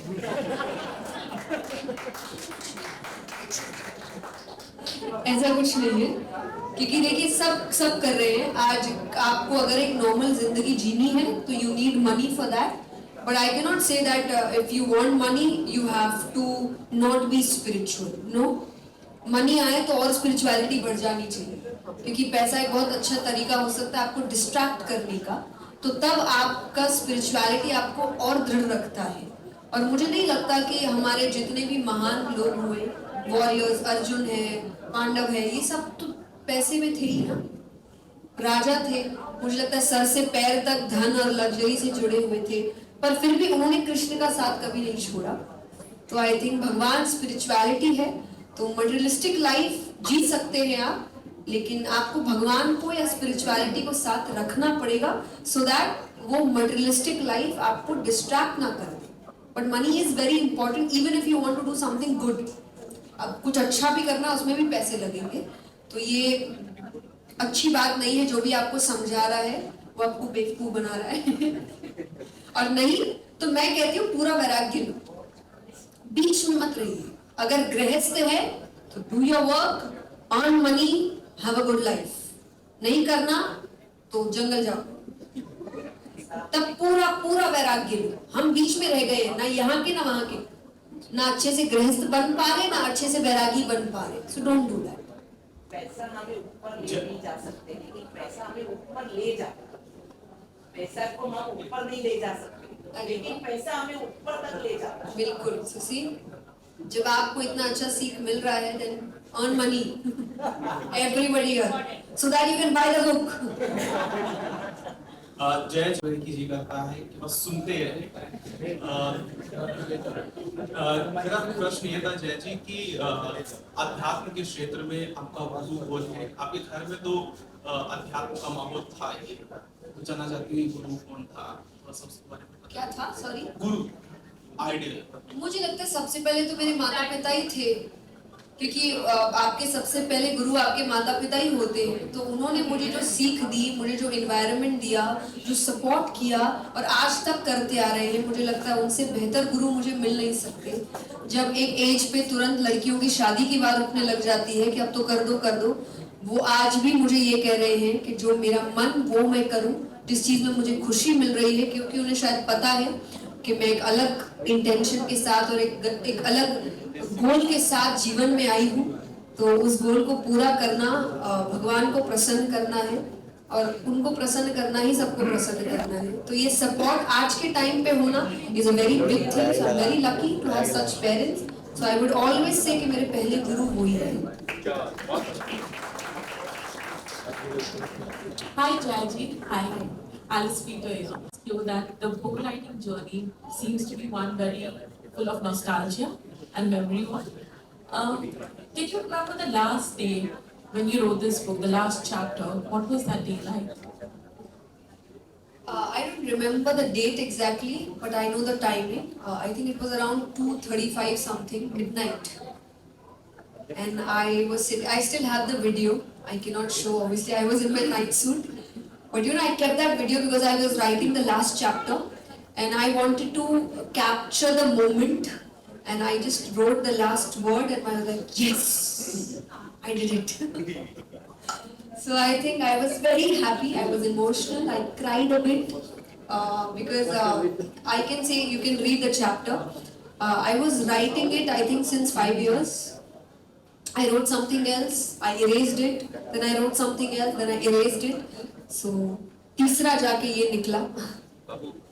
तो ये भी आपको डर लग रहा होता था कि होगा कि नहीं होगा, लिख पाऊंगी कि नहीं लिख पाऊंगी. एंड आई कैन से आज जाके ये चीज सिंक इन कर रही है कि I am an author now. I think launch the 28th को भी लॉन्च द बुक, और मुझे वो बात फील नहीं हो रही थी. Bestseller author, let me correct. It's already a bestseller. How sweet, thank you so much. Ma'am, before asking a very good question, at the same time she was also replying in a ta. Absolutely. Absolutely. So ma'am, I just want to know from you one small thing.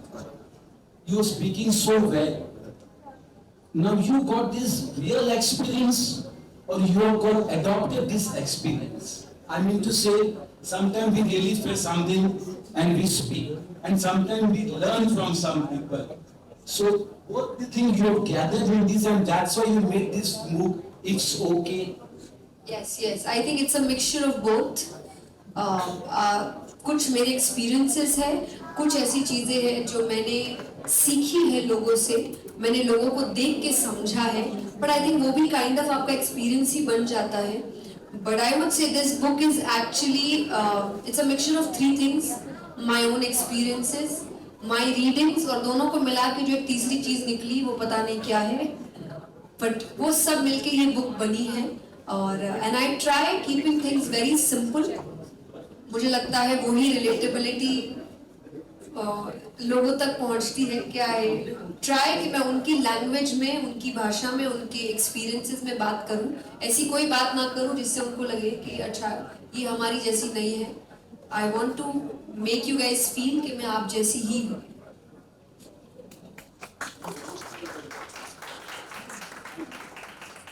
Yeah, excellent event, including the questions, right? And the question I had was, she talked about the last day, right? I have another question, but in honor of her question, what about the first day? And then the second question I had was, you talked about your goal, right? in life right now, what's your bigger goal and what's coming next after the book? This book? I think I really don't know what's coming next. बहुत बड़े कुछ गोल में ऐसे I have a lot of projects. We have a production house. We are doing short movies. I have a producer here. I have a director here. So we are trying to give you good stories through books, through movies, through bhajans, through apps. So I think my goal is this. कि मैं आपकी life को जितना बेहतर, जितना अच्छा, जितना peaceful बना सकूं, no matter what the field is, I will try each and every field. मैं कभी नहीं कहती, जब मुझसे लोग कहते आप क्या है, मैंने कहा अभी तो स्पीकर ही है, बाकी नाम जुड़ते जाएंगे. So my actual goal is that I want to be nothing so that I can be everything.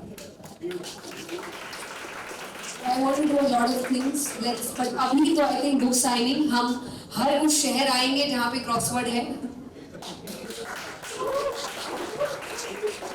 So next is Delhi, 4th of August. Then we have Pune. Then we have I think Chandigarh. So Bangalore. So a lot of places. तो अभी तो book ही है जहाँ सबसे ज़्यादा ध्यान दिया जा रहा है. बाकी कथाएं चल रही है. So God's been kind. I think first day मेरे लिए बहुत I would say इमोशनल था, थोड़ा इरिटेटिंग था, क्योंकि मुझे कुछ समझ नहीं आ रहा था.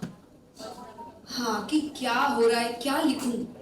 ये टॉपिक मुझे मिल गया था, बिकॉज ये टॉपिक मुझे मिला, मैं जनरली जो कॉलेजेस में जाती हूँ सेशंस करने के लिए, एंड आई हैव सीन कि यूथ दो फ्रेजेस बहुत यूज करता है. एक है जस्ट चिल, हर चीज में जस्ट चिल यार, और एक था इट्स ओके यार. अब जस्ट चिल में मुझे कुछ मिला नहीं. मेरे दिमाग में कुछ आया नहीं. इट्स ओके में बहुत सी चीजें आई. अब वो बहुत सी चीजों को कैसे लिखा जाए, इट्स ओके बन के लिखा जाए, इसके टॉपिक्स क्या होने चाहिए. तो पहला I think my reaction was like क्या है ये. तो पहले में मुझे नहीं पता चला कि मैं सच में इस चीज को लिख पाऊंगी कि नहीं. और अगेन आई वुड से कि हम बहुत ड्राफ्ट्स बनाते हैं, तो जो एकदम पहला ड्राफ्ट था वो पढ़ने के बाद मुझे लगा कि बहुत ज़्यादा ही कंट्रोवर्शियल हो गया है. अब थोड़ा क्लीन करना पड़ेगा इसको, अब थोड़ा सा नॉर्मल बनाना पड़ेगा ताकि हर कोई इसको समझ पाए. तो 2-3 ड्राफ्ट्स बने और उसके बाद आई वुड से कि फाइनल ड्राफ्ट बना. But I am very happy कि उस ड्राफ्ट के बाद आपको किताब अच्छी लग रही है. आप सब आए हैं और मेरे काफ़ी करीबी आए हैं, और उसमें से I would say Seema ji is here. Thank you so much. Bombay का बहुत बड़ा नाम, वो बहुत अच्छा काम कर रहे हैं, स्पेशली आज के यंगस्टर्स के लिए, चाहे उनके एजुकेशन में हेल्प है, हेल्थ में हेल्प है, या उनको एक बेहतर इंसान बनाने में हेल्प है. So thank you so much Seema ji. I am very happy. जैसा मैंने कहा बॉम्बे मेरे लिए नया है, पर कुछ चेहरे हैं जो मुझे घर महसूस करवाते हैं, उसमें से एक आप है.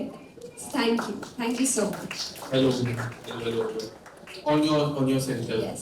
सबसे पहले आपको congratulations बुक के लिए, and brother you did an excellent job. You are giving that Rahul वाली feeling from my sir के your look. Mohabbatein. Yes. So Rahul. Shahrukh Khan sir. Raj रानी.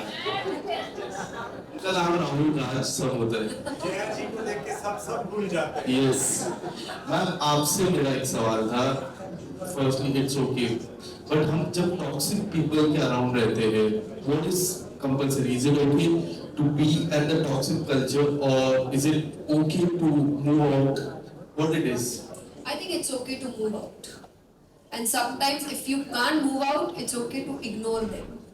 तो मुझे लगता है स्पिरिचुअलिटी आपको बहुत बेहतरीन तरीके से मेंटल डिटैचमेंट सिखाती है, क्योंकि कई बार बाहर निकलने के बाद भी अगर आप मेंटली कनेक्टेड हो तो आप बाहर नहीं हो. So it's okay to move out, but it's not okay अगर मूव आउट करने के बाद भी वो दिमाग में अभी भी आपके है. So you have to understand कि आपका डिटैचमेंट मेंटली उनसे होना चाहिए, इमोशनली उनसे होना चाहिए, क्योंकि अगर वो जब तक है आप हजारों किलोमीटर भी दूर होंगे तो भी आपके दिमाग में वही लोग चल रहे होंगे, उनकी बातें चल रही होगी, वाइल पोस्टिंग थिंग्स आपको लग रहा होगा वो देख रहा होगा, तो देन आप मूव आउट नहीं किए. तो मुझे लगता है कि this is not okay, but it's okay अगर आपको लग रहा है कि ये इंसान आपकी ग्रोथ में एक ऑब्स्टिकल बन रहा है, फिर वो कोई भी हो अलग हो जाना चाहिए। एंड अगेन आई वुड से अगर कोई कहे ये आजकल के लोग हैं, महाभारत इसका सबसे बड़ा एग्जाम्पल है कि परिवार से लड़ने के लिए भी कृष्ण ने उनको प्रोत्साहित किया था क्योंकि परिवार गलत था। तो अगर परिवार से लड़ने के लिए भगवान प्रोत्साहित कर सकते हो तो आसपास वालों का तो क्या इतना ध्यान रखना। And what is the biggest thing that you have learned from Mahabharata? If you want to say something, any one word, the big thing that you have learned from Mahabharata, what it is? I have learned. Yeah. I'm a very religious person. Yeah. What do you? मेरा opinion अलग हो सकता है. I have learned. I love this. It's a श्लोक. So, पर इसकी जो 3 words हैं मुझे बहुत मोटिवेट करते हैं. जब ईश्वर एंड में अर्जुन से कहते हैं कि सर्वधर्मान्य परित्यज्य मामेकं शरणं व्रज, इस सब कुछ छोड़ के मेरे पास आ जा, मैं सब संभाल लूंगा. ये बात मुझे बहुत मोटिवेट करती है कि आप सारे झंझट छोड़ के भगवान की शरण में चले जाओ, वो सब ठीक कर देते हैं.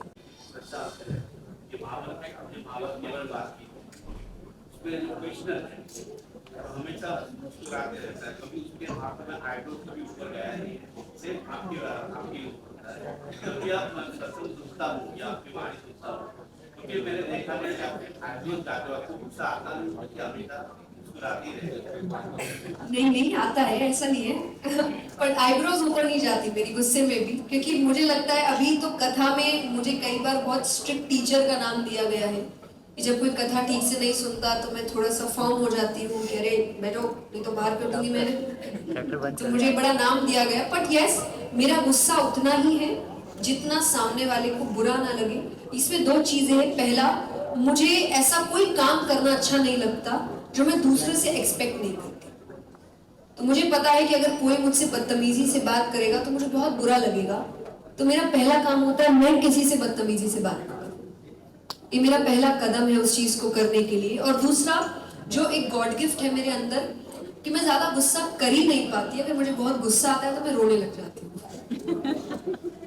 तो मैं लड़ाई नहीं कर सकती. I can cry. आप मुझे ज्यादा तंग करोगे मैं रोने लग जाऊंगी, बट मुझे चिल्ला चिल्ला के लड़ना नहीं होता. तो मुझे आई थिंक आता ही नहीं है वैसा गुस्सा जहाँ मैं बहुत बदतमीज हो जाऊँ.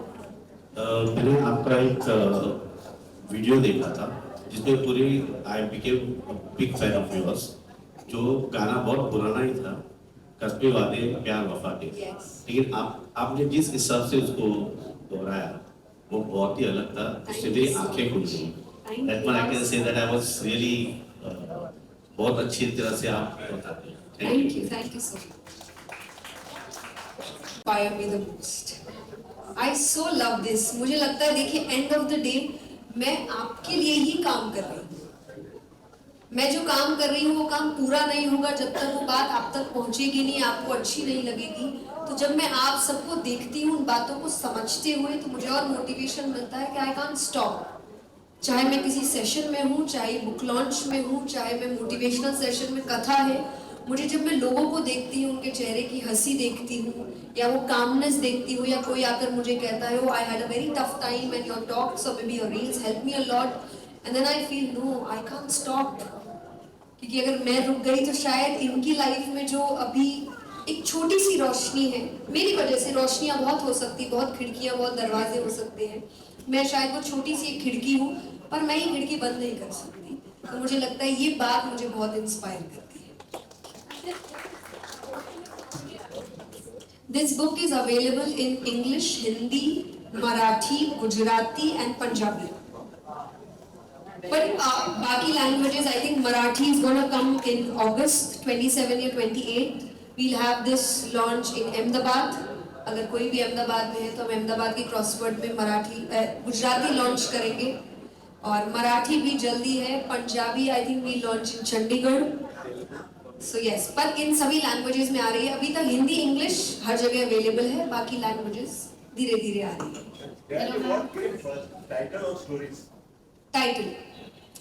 टाइटल तो मैं डे 1 पे श्योर थी, और मुझे कई बार लोगों ने कहा कि अरे इट्स ओके रखे कि नहीं रखे, समझ नहीं आएगा. मैंने कहा आए ना आए, नाम तो ये ही रहेगा. मैं नाम बिल्कुल चेंज नहीं करने वाली. तो I think I was very sure with its okay. Ma'am small request, 2 line एक भजन आपसे लाइव सुनना चाहते हैं।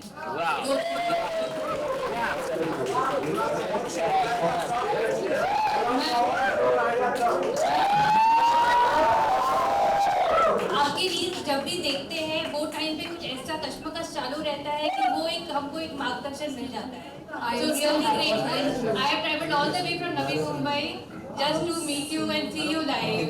Real impressive. I think we'll end this session with this bhajan, just 2 lines, और मुझे लगता है ये ऐसे तो मेरा फेवरेट भजन है, but बनता है गाना।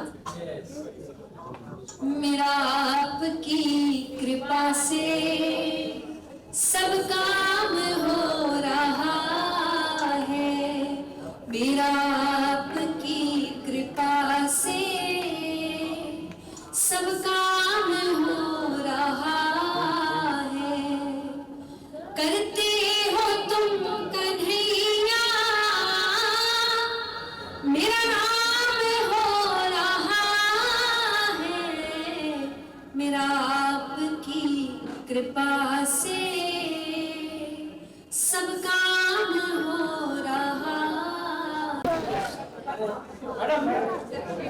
Madam this side,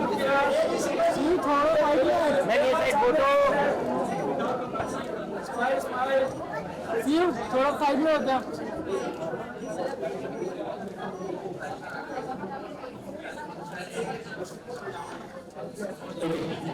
Everyone, guys, podium number 1, please sit. Also, please have a seat. Thank you.